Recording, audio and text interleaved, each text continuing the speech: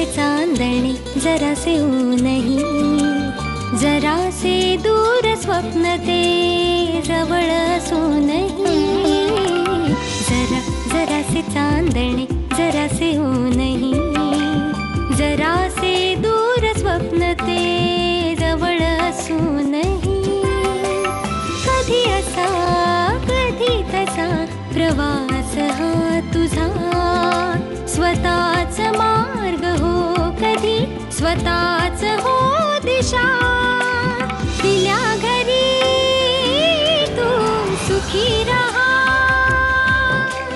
दिल्या घरी तू सुखी रहा, सुखी रहा.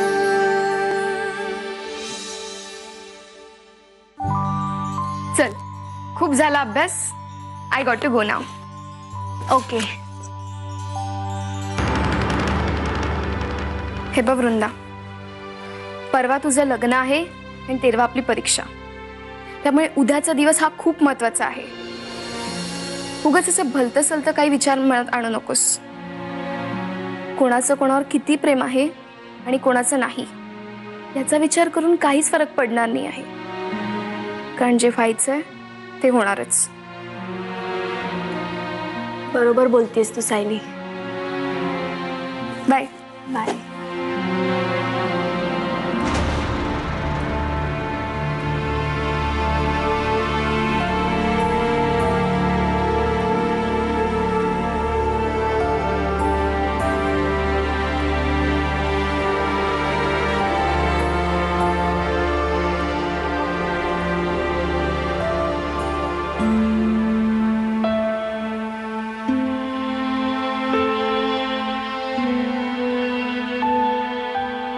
वृंदा, तुला ही बाहुली आठवते? अगं ही तुझीच बाहुली आहे ना? मायनसने जपून ठेवली होती ती. नाही अगं, तुला नीट आठवत नाहीये. बाबांनी आपल्यासाठी सारख्याच बाहुल्या घेतल्या होत्या. माझ्या बाहुलीचा पाय निखळला होता आणि तुझ्या बाहुलीचा हात. आठवतंय तुला? नाहीच आठवणार. तू खूप लहान होतीस ना, तेव्हा आणली होती आपल्याला. तुला नाही आठवत असणार. मी आता साफसफाई करत होते ना, तेव्हा माझ्या लक्षात आलं की ही बाहुली तुझी आहे. अगं नाही ताई, मला मायनसने सांगितलं की तुझीच बाहुली आहे. तुला माहित आहे ना, बाबा आपल्या दोघांसाठी सारख्याच वस्तू आणायचे. तशीच ही बाहुली आणली होती. मी तुला खरंच सांगते. अय्या, म्हणजे याचा अर्थ प्रसादचं लहानपणापासून तुझ्यावर प्रेम आहे.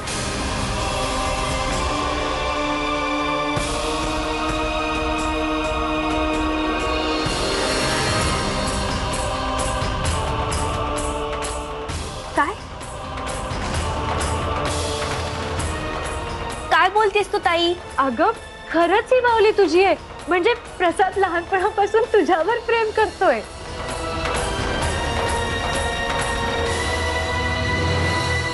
ताई नाही, हे शक्य नाही.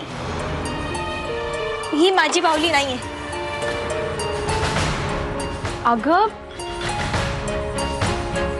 तुला ना आठवत नाहीये की तुझीच बाहुली. अगं त्यावेळेला परिस्थितीच अशी होती की प्रसाद तुझ्याशी काही बोलू नाही शकला. म्हणजे तुला विश्वास नव्हता ना. तुला वाटत होतं की तो माझ्यावर असलेला दयेपोटी लग्न करतोय, म्हणून तुला विश्वास बसावा ना, त्यासाठी तो बोलला असणार.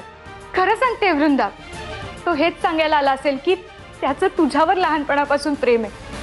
खरंच वृंदा, ही बाहुली ना तुझीच आहे. नाही ताई, मायनस माझ्याशी खोटं का बोलेल? हो वृंदा, तो नाहीच खोटं बोलणार. पण तो खूप भोळा आहे ना. अगं वाईट वाटू नये म्हणून बोलला असेल ना तो असं.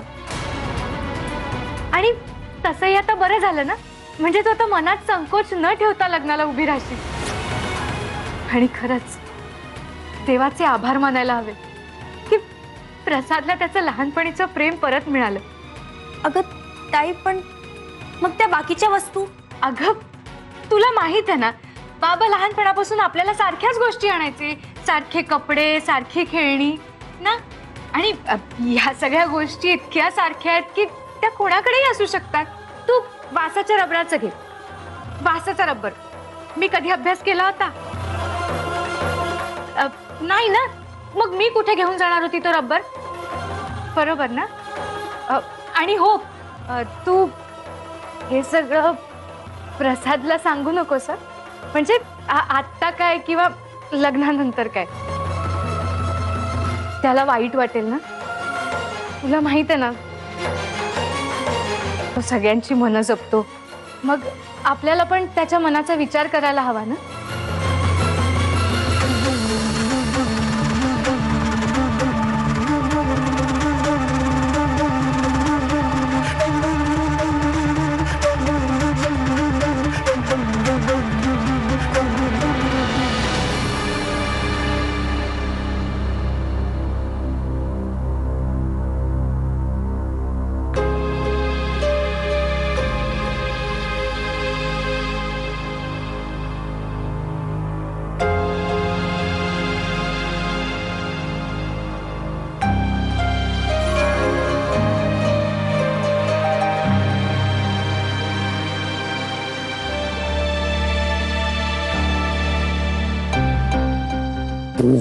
$675 आणि गेल्या आठवड्यात घेतलेले 25 रुपयाचा काड्यापेटीचा डझन 700 रुपये उधारी झाली. काळे तुमची 700 रुपये. अहो कधी फेडणार ही उधारी? आमची उधारी चुकवण्यासाठी म्हणून दुसऱ्याच्या दुकानातून वस्तू घेता, आमच्या दुकानातून घेऊ नका, मी देणारच नाही हो. पण मागची उधारी कधी फेडणार काळे? 700 हो काळे. कसा धंदा करायचा माणसांनी? बरोबर नाही तुमचं? अहो 700 रुपये उधारी कसं जमणारच नाही. कधी फेडणार उधारी? आता घरी आहे ना काळ्या, घरी आहे मी तुमची. काय चाललंय? झोपेत सुद्धा उधाऱ्या उचलून मला ही वही आधी फेकून द्या बाजूला. शांतपणे बाजूच्या माणसाला विचारही करून देते आणि झोपूही देत नाही. काय करू कांता, डोळे मिटले आणि झोप लागली ना की हिशोबच दिसायला लागतात सर. घेऊन झोपाय मग असंच होणार. प्रसादचं लग्न झाल्यानंतर हा माल खपवायचा आहे आपल्याला दुकानातून. आपल्या हळू पुरा झोपलाय पोर. हिला खपवायचं म्हणजे एखादी स्कीमच काढावी लागणार आहे आपल्याला. काय भर भक्कम हुंडा लिहिल्याशिवाय उचलणार नाही कोणी हिला. बर वृंदा घरात येऊन शिकून कमावती होईस तोवर हिची एक्सपायरी डेट उलटून जाईल. घोड नवरी होईल ही.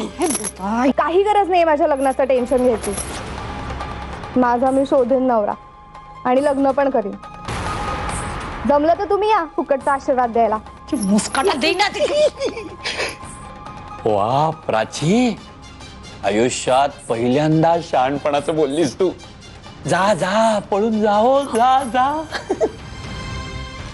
सांगू देत की काहीतरी काय बोलताय? झोपायचा आणि खबरदार येऊशी सांगतो.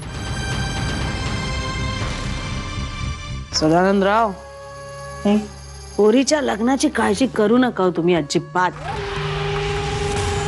मी असा खेळ खेळणार आहे ना की हुंडा देणारी सूनच येईल या घरात, आणि तो सुद्धा चांगला भरभक्कम हुंडा. उद्या प्रसाद वृंदाशी ठरलेलं लग्न मोडतो की नाही ते बघा.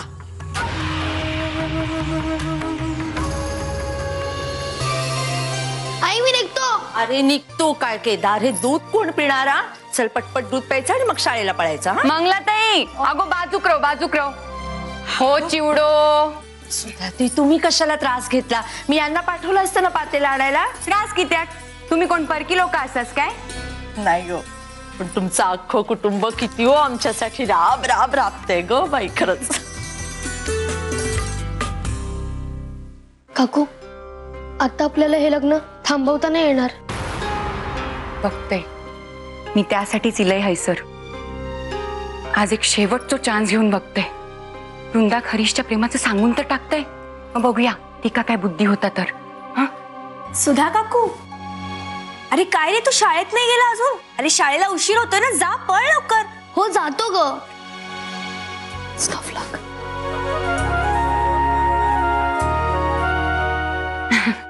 अगो मंगलाताई, काय कामात असस काय?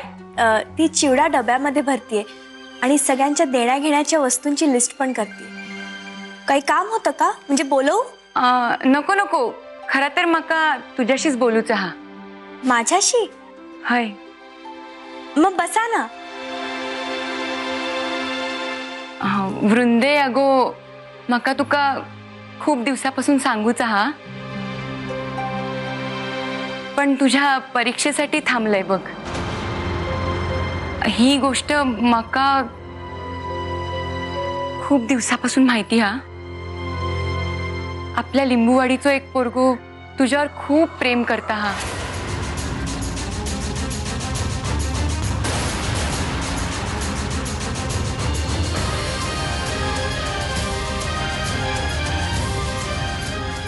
मग एक काम करा, हे पेन ना वृंदाला द्या. नाही म्हणजे तिची बोर्डाची परीक्षा आहे ना, म्हणून मी आणलंय तिच्यासाठी. अरे मग तूच देती का? अहो नाही नाही, मी नको. ती अभ्यासात वगैरे बिझी असेल ना, मी कुठे जाऊन त्रास देऊ. पण तुका सांगायचं कधी धाडसच झाला नाही ते का? तुका कळताय ना मी कोणाविषयी बोलताय ता? हो मला कळतंय, पण मला वाटलं होतं की अगो तुका माहित असायचो संबंधच इलो नाही गो, पण त्यांनी मका सांगितल्यान. त्यांनी तुम्हाला सांगितलं? हय, दुसरा कोणाक सांगलाय नाही सांगलाय मका काय माहित नाही, पण त्याच्या मनातला सगळा मका सांगता तो. आधीच तुझं वय कमी, त्यात 18ची झालंस नी 12वीची परीक्षा येऊन बसली तुझ्या डोक्यावर. त्या परीक्षेसाठीच थांबूची वाट बघत होतो तो. परीक्षा झाल्यावर तो तुका विचारणारच होतो, पण त्याआधीच ह्या सगळा रामायण महाभारत घडूचा होता. आधी तो चंदनाचं मामलो आणि मग ह्या असा झाला. अहो पण काकू, मी समजत होते की तुम्हाला फक्त चांगली मैत्रीण समजतो, पण त्याच्या मनात प्रेमाचंही काही असेल असं मला कधीच नाही वाटलं. तो फक्त तुझ्यावर प्रेम करता वृंदे. तुझ्या अभ्यासात अडथळो नको म्हणान चुप राहिलो तो. तुका डाऊट याय नको म्हणान तो खोटं पण बोललो, पण आज मीच हैसरिलय. आज तुका सांगलंय नाही ना तर मका पाप लागतला. मका माहित नाही मी जा काय बोलले ता बराबर का नाही, पण मका जा योग्य वाटला ता मी बोलले.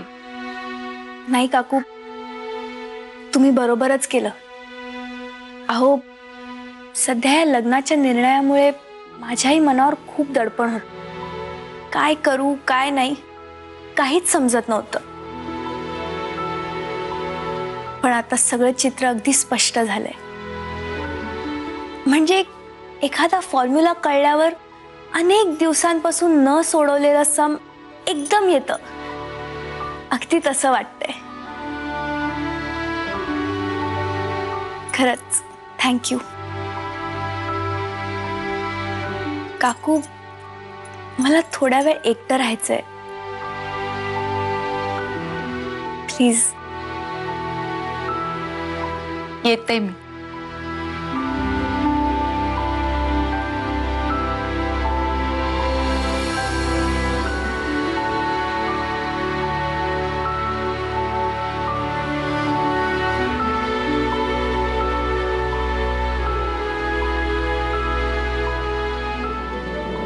ती लग्न मोडायला तयार झाली.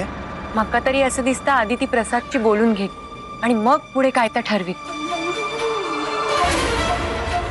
दिल्या घरी तू सुखी रहा, दिल्या घरी तू सुखी रहा. काय झालं रे प्रसाद? कसला विचार करतोयस? काल मी काय बोलले त्याचा?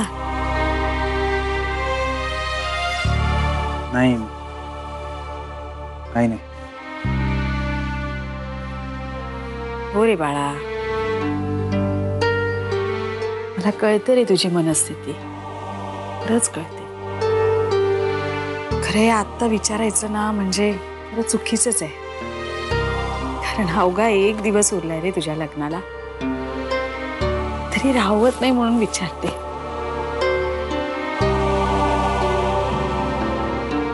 वृंदाशी लग्न केल्यानंतर तू त्या चंदनावरचं पहिलं प्रेम विसरू शकशील का रे? नवरा म्हणून चंदनाच्या ऐवजी वृंदाला तितकंच प्रामाणिक प्रेम करू शकशील? असं आहे ना? हा फक्त तुझ्या आयुष्याचा प्रश्न नाही रे, त्या बिचाऱ्या वृंदाच्याही आयुष्याचा प्रश्न आहे ना.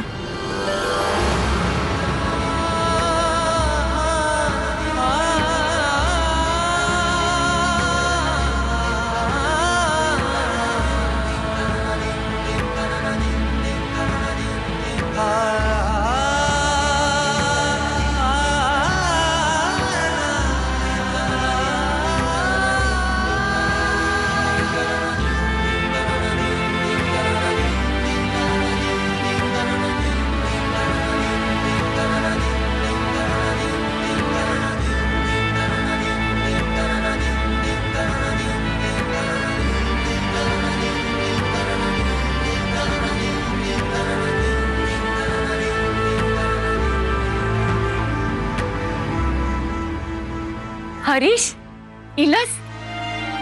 नशीब रे बाबा, अगदी चांगल्या मुहूर्तावर इलस बघ. मी आता वृंदा ख्यात सांगून इलय. काय? आणि काय, तुझं तिच्यावर प्रेम असं आता. तू लहानपणापासून फक्त तिच्यावरच प्रेम करतोस. मी सांगलंय ती का? मग काय म्हणाली ती? अरे वृंदाकच थोडं डाऊट होतो की प्रसादशी लग्न करूचा की नाही ता. मका म्हणाली ती, मका म्हणाली काकू तुम्ही माझ्या समोरचं खूप मोठं प्रश्न सोडवलंस. खरंच असं म्हणाली ती? हाय, ती लग्न मोडायला तयार झाली? मका तरी असं दिसतं आधी ती प्रसादची बोलून घेत आणि मग पुढे काय तर ठरवीत.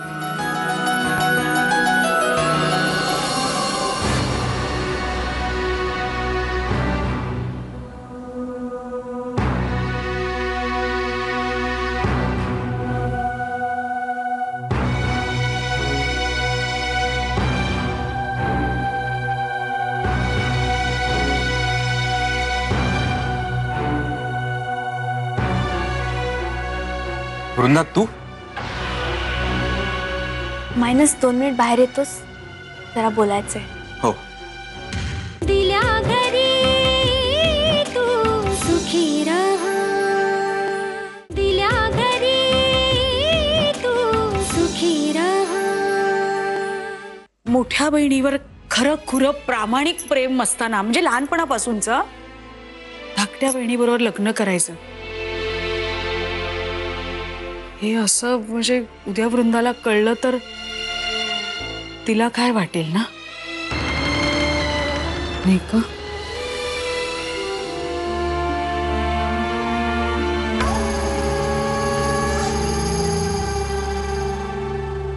हे बघ, पटतंय का म्हणजे मी काय म्हणते ते? म्हणजे चंदनावरचं खरं खुरं प्रेम आणि वृंदावर नकली प्रेम, म्हणजे मला काय म्हणायचंय, तुला जर हे पटत नसेल ना तर तू मला फक्त एकदा सांग, फक्त एकदा सांग प्रसाद, की मला नाही करायचं वृंदाशी लग्न. मग मी बघते काय करायचं ते. तुझ्या सुखासाठी प्रसाद, देवा शपथ सांगते, तुझ्या सुखासाठी मी वाटेल तेवढा कमीपणा घेऊ शकते, वाटेल ते करू शकते मी तुझ्या सुखासाठी प्रसाद. फक्त एकदा सांग.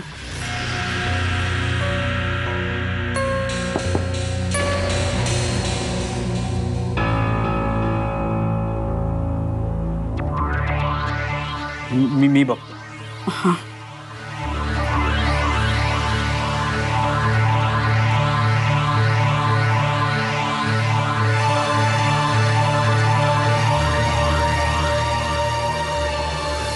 वृंदा तू? -2 मिनिट बाहेर येतोस, जरा बोलायचंय. हो.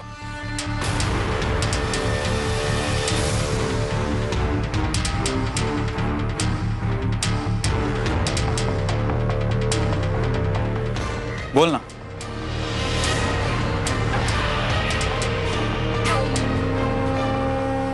मला माफ कर प्रसाद.